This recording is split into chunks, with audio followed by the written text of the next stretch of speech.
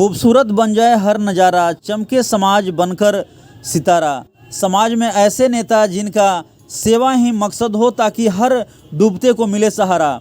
खबर बिहार के औरंगाबाद से। लोजपा के प्रदेश महासचिव श्री प्रमोद कुमार सिंह लगातार जनता की जन समस्याओं के लिए तत्पर रहते हैं। और आपको बता दें कि चुनाव लड़ना और नाम फैलाना उनका काम नहीं है, बल्कि जनता के समस्याओं को सुनकर उन्हें सफलतापूर्वक निदान करना ही उनका लक्ष्य है। सेवा है या समर्पण है, जनता के लिए लगातार ये तैयार हैं। इसका एक नमूना रफ़ीगंज की जनता है, जो इसके नेतृत्व के लिए लगातार ललायित है। वे चाहते हैं कि उनके पास ऐसे ही जीवटता वाला व्यक्ति होना चाहिए, जो पिछला निर्दलीय चुनाव हारकर भी जनता की जन समस्याओं से लगातार रूबरू होते रहे हैं, जिससे जनता में इनकी खासी प्रसिद्धि और सेवा के चर्चे लगातार आम हैं। और काफ़ी कुछ उन्होंने अपने खर्चे से सभी चीज़ों को जनता के लिए, वो ज़रूरत की जो चीज़ें हैं उसको पूरा की है। आइए जानते हैं क्या कुछ उन्होंने बातचीत के दौरान बताया। रामलला का जो प्राण प्रतिष्ठा हुआ है और पूरा जो है ये देश जो है पूरा राममय हो गया है, क्या कुछ कहेंगे इस मामले पर? इससे बड़ी खुशी हमारे भारतवर्ष के लिए नहीं हो सकता है। जो 500 वर्षों से हमारे प्रभु रामचंद्र जी झोपड़ी में थे, आज वो आ गए महल में और फिर से भारत में राम राज आ गया। राम हम लोगों का सभ्यता है, संस्कृति है, और मरणोपरांत भी यही एक नाम है जो सत्य है। जब हम लोग कंधा पर श्मशान घाट लाश को लेके जाते हैं तो सिर्फ एक ही नाम रहता है कि राम नाम सत्य है। तो इससे बड़ी बात हम सनातनियों के लिए क्या हो सकता है, जो 500 वर्षों के बाद आज के वर्तमान प्रधानमंत्री मोदी जी और उत्तर प्रदेश के मुख्यमंत्री योगी जी का विशेष योगदान रहा, और पूरा भारतवासी उन सामने नतमस्तक है कि हमारे प्रभु को वो अयोध्या में 500 वर्षों के संघर्ष के बाद स्थापित किए। इसके लिए मैं प्रधानमंत्री जी को और मुख्यमंत्री जी को आभार प्रकट करता हूं। और हम भारतीयों में जितनी खुशी है कि 22 तारीख को दीपावली का माहौल पूरे देश ही नहीं विदेशों में ही रहा। जब प्रभु रामचंद्र जी आए तो जिस समय वो रावण का वध करके अयोध्या लौटे थे, तो पूरे देश में दिवाली मना था। और उसी तरह से ये 22 जनवरी को जब अयोध्या में राम मंदिर में स्थापित हुए तो दीपावली का माहौल था, और पूरे देश में दोबारा दीपावली मनाया गया इस वर्ष में। लेकिन विगत 17 जनवरी को जब आरजेडी का प्रोग्राम हुआ कार्यकर्ता संवाद के नाम पर औरंगाबाद में, तो आरजेडी के लोगों का कहना है, यहाँ तक कि जयपुर मंत्री ने भी कहा है कि हम बांट रहे हैं नौकरी और भाजपा बांट रही है, केंद्र में जो है बैठी हुई भाजपा अच्छत। तो यहाँ पहले नौकरी चाहिए या अच्छत चाहिए? नौकरी तो जरूरी है ही, लेकिन ये नौकरी दे कहाँ रहे हैं? ये नौकरी में हर राज्य अपना जहाँ पे बेरोजगारों को रोजगार देना है डोमिसाइल लगाती है, लेकिन एक खुला डोमिसाइल को पूरे देश के लोगों को, बेरोजगारों को ये नौकरी दे रहे हैं। अभी जो बिहार में इन्होंने बीपीएस के माध्यम से जो शिक्षकों का भर्ती किया, उसमें 40 से 45% लोग अन्य राज्यों के से यहाँ आकर के बेरोजगार रोजगार लिए। तो ये रोजगार बांटना नहीं होता, ये तो और बेरोजगारी बढ़ा रहे हैं। और ये इनको अच्छत से परहेज है, इनको अच्छत से परहेज है। ये जब पूरे वर्ल्ड में 136 देश ईसाई का और 56 देश मुस्लिम देश है, और सबसे पुरातन धर्म हमारा सनातन धर्म है, जो 14,000-15,000 वर्ष पूर्व से ये धर्म है। और पैगंबर साहब 1400 वर्ष आए तो अपने पूरे विश्व में 55 देशों का विकास किया, और 1,700-800-1000 वर्ष पूर्व ईसा मसीह आए, वो 136 देशों का विकास किया। और हमारा सबसे पुराना देश धर्म सनातन होने के बाद भी आज वर्ल्ड में एक भी हिंदू राष्ट्र नहीं है। और ऐसे ही राष्ट्रीय जनता दल के नेताओं जैसे ही हमारे देश में जो धर्म के और बात करते हैं, और इसी जो जात पात और वोट के लिए राजनीति करते हैं, उन्हीं का कारण आज हमारा जो सनातन धर्म पीछे है। तो उनको तो अक्षत बांटना अच्छा लगेगा ही नहीं, कारण कि उनके जो वोटर हैं गैर हिंदू वो नाराज हो जाएंगे। उनको तो जो जदयू के लोग हैं या राजद के लोग हैं या कांग्रेस के लोग हैं या महागठबंधन के जितने लोग हैं, उनको तो सिर्फ अपना वोट की राजनीति करना है, जहां से उनका वोट बैंक बना रहे।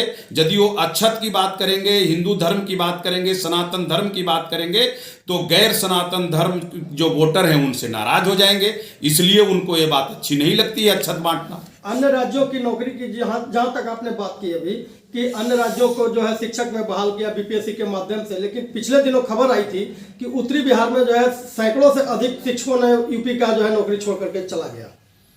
अब ये मैं नहीं जानता कि छोड़ के चला गया नहीं, लेकिन अन्य राज्यों में जो दूसरे राज्य डोमिसाइल लगाती है जहां अपने राज्य के बेरोजगारों को रोजगार देना है, लेकिन बिहार ही एक ऐसा प्रदेश है जो बैठे लोग हैं सत्ता में, उन लोगों को बिहार में बेरोजगारों के लिए चिंता नहीं है। उन लोग देश की राजनीति पर का सोच है, वो प्रधानमंत्री बनना चाहते हैं। वो जो सुशासन का राज्य चल रहा है एनडीए का, उसको हटा करके इन के प्रकारे ना वो ऐसा नीति लाते हैं कि पूरे देश में लागू हो, और उनका हर एक नीति में वोट की राजनीति होती है, और वो वोट की राजनीति करते हैं कि हमारा वोट कैसे सुरक्षित रहे और हम सत्ता में बने। क्या लगता है आपको, ये चीज़ लगता है कि बिहार में कुछ बड़ा बदलाव होने वाला है?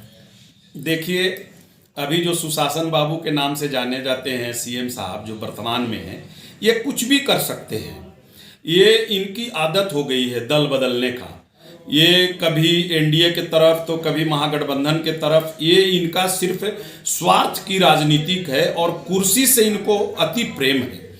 ये कुर्सी से चिपक कर रहना चाहते हैं, और अभी इनको बहुत डर हो गया है। ये चुनाव से बहुत डर रहे हैं, कारण इनका जो वोट बैंक था ना, वो सब वोट बैंक देख रहे हैं कि हमारा वोट बैंक एनडीए की तरफ चला जा रहा है। तो ये कुछ भी कर सकते हैं, और लेकिन ये कहीं भी जाएं इससे कोई फर्क पड़ने वाला नहीं है। हमारी लोक जनशक्ति पार्टी रामविलास जो विजन लेकर के आई है बिहार फर्स्ट और बिहारी फर्स्ट का, उस विजन के तहत ही बिहार का कल्याण होगा, बिहार वासियों का कल्याण होगा, बिहार में विकास होगा। किसानी का क्षेत्र हो या बेरोजगारी का मामला हो या शिक्षा का मामला हो या स्वास्थ्य का मामला हो, जो हम लोगों का विजन है बिहार फर्स्ट और बिहारी फर्स्ट का, उस विजन को बिहार वासी द्वारा बहुत पसंद किया जा रहा है। और इनको राज्यपाल के पास आने जाने से कोई फर्क नहीं पड़ता है हमारी पार्टी को या अन्य लोगों को भी, कारण इनका वोट बैंक खिसक गया है।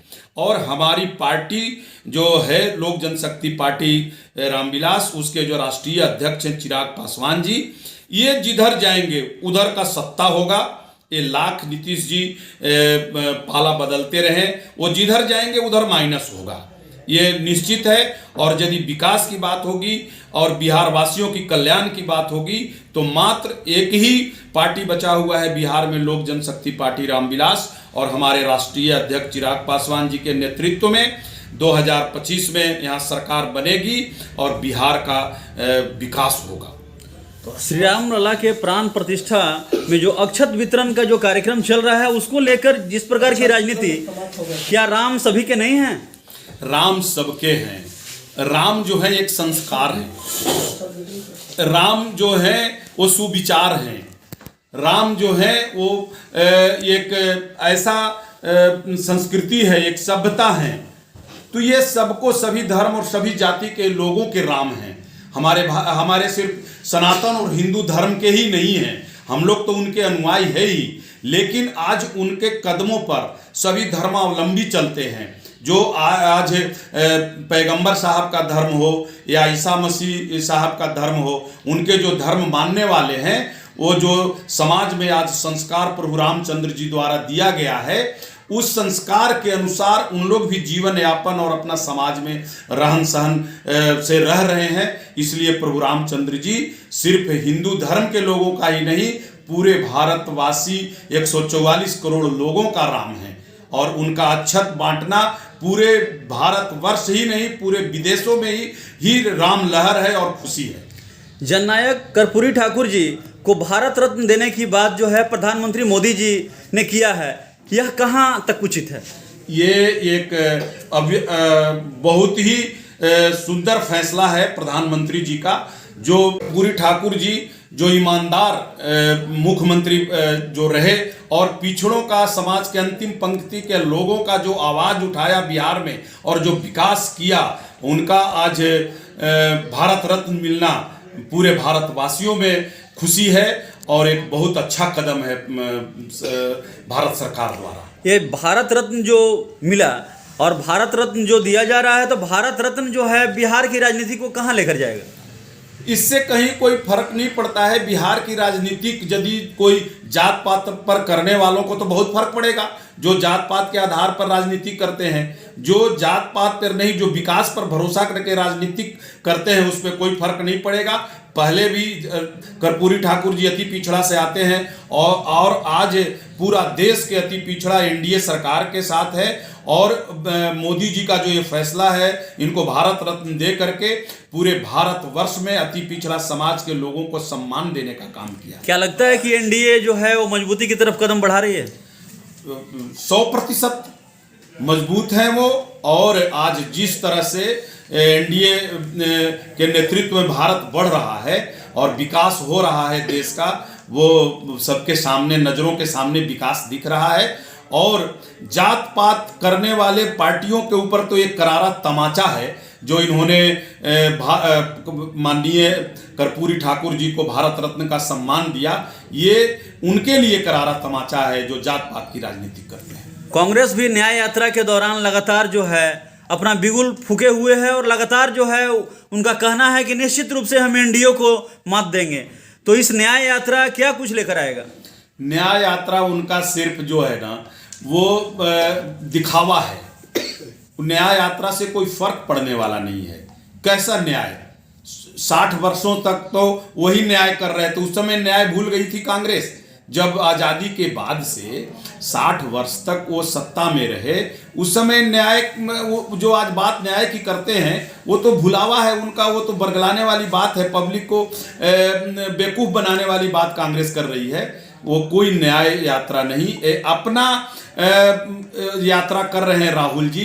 जो जा करके जो हम लोग जा करके बाहर जो पिकनिक बनाते हैं, तो ये न्याय यात्रा एक पिकनिक का रूप दे करके और लोगों को अपना पिकनिक और लोगों का पिकनिक बनवा रहे हैं। बिहार फर्स्ट, बिहारी फर्स्ट की बातें होती है और चिराग पासवान जी लगातार इस बात को मजबूती से उठाते हैं और ये भारत रत्न एक ऐसे व्यक्ति को दिया जा रहा है, तो क्या आने वाले चुनाव में भूचाल नहीं मचेगा? निश्चित भूचाल है। हमारी जो पार्टी है, लोक जनशक्ति पार्टी रामविलास, जो राष्ट्रीय अध्यक्ष चिराग पासवान जी हैं, वो जात पात की बात नहीं करते। उनका हर विजन में जो बिहार की फर्स्ट विजन है, उसमें हर जाति, हर धर्म के लोगों का विकास की बात है। उसमें कहीं वो एक जाति विशेष को लेकर के कभी बात नहीं करते हमारे नेता। तो इसमें भूचाल उनको आएगा, जब मैं पहले ही बता चुका हूं, जो जात पात की राजनीति करते हैं और जात पात के आधार पर सत्ता में बना रहना चाहते हैं। हमारी पार्टी तो हर जाति, हर धर्म और हर लोगों का विकास की बात करती है। चूंकि आप लोजपा से आते हैं, क्या कुछ संकल्प रहेगा? चूंकि लोकसभा का भी चुनाव जो है काफी सर पे है, क्या कुछ संकल्प रहेगा लोगों के लिए? हमारा संकल्प तो खुला है हमारी पार्टी का। बिहार फर्स्ट और बिहारी फर्स्ट के विजन को जो सम्मिलित करेगा पार्टी, उसके साथ, उस गठबंधन के साथ हमारी पार्टी जाएगी।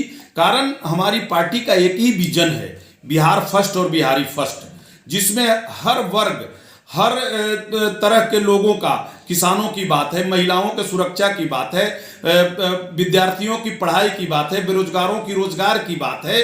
यानी जो सरकार को उपलब्ध करानी चाहिए, जो संविधान में हमें मौलिक अधिकार मिला हुआ है, उस अधिकार की बात हमारी पार्टी करती है। जात पात और धर्म की बात हमारी पार्टी नहीं करती। और जो इस विजन को सपोर्ट करेगा, जो गठबंधन, उसके साथ हम लोग जाएंगे चुनाव में। और जिधर हमारी पार्टी जाएगी वो सत्ता में उधर ही आना है। कारण आज बिहार का युवा, आज बिहार का किसान, बिहार की महिलाएं, बिहार के जो विद्यार्थी, वो आशा भरी निगाहों से हमारे पार्टी के राष्ट्रीय अध्यक्ष चिराग पासवान जी की ओर देख रहे हैं और उन्हीं पे भरोसा कर रहे हैं कि इन्हीं के नेतृत्व में बिहार का विकास होगा और बिहार वासियों का विकास होगा। चूंकि रफीगंज से आप आते हैं और रफीगंज के जो लोग हैं उनके लिए क्या कुछ कहना चाहते हैं, चूंकि चुनाव भी काफी नजदीक है। रफीगंज तो हमारा विधानसभा के एक व्यक्ति मेरा परिवार स्वरूप है और जब से मैं राजनीतिक में आया हूं तो मैं सोते जागते जहां भी रहता हूं, जो घर में भी रहता हूं, तो जितना फिक्र हमें घर परिवार के लिए रहता है उतना हमें रफीगंज विधानसभा वासियों के लिए रहता है और मैं लगातार उनका सुख दुख में उनके बीच में रहता हूं। चुनाव 2 बार हारा, इसके बाद भी मैं रफीगंज विधानसभा वासी के बीच में ही रहता हूं। चुनाव जीतने के मकसद से आज नेता राजनीति करते हैं, लेकिन मेरा वो मकसद नहीं है। मैं तो सिर्फ आया हूं रफीगंज विधानसभा वासियों को अपना परिवार बन करके, और मैं उस पूरे को अपना परिवार का सदस्य मानता हूं और रफीगंज विधानसभा वासी भी हमको अपना परिवार समझते हैं। इसलिए कि मैं जब पार्टी से चुनाव लड़ूं तो निर्दलीय लड़ूं तो वो सिर्फ व्यक्ति विशेष प्रमोद सिंह को जानते हैं, कारण वो हमारा परिवार स्वरूप है पूरे रफीगंज विधानसभा वासी, और उनकी चिंता सोते जागते हर समय हमें रहता है और मैं उनके बीच में ही रहता हूं और इसलिए रफीगंज विधानसभा तो हमारे लिए एक आदर्श है।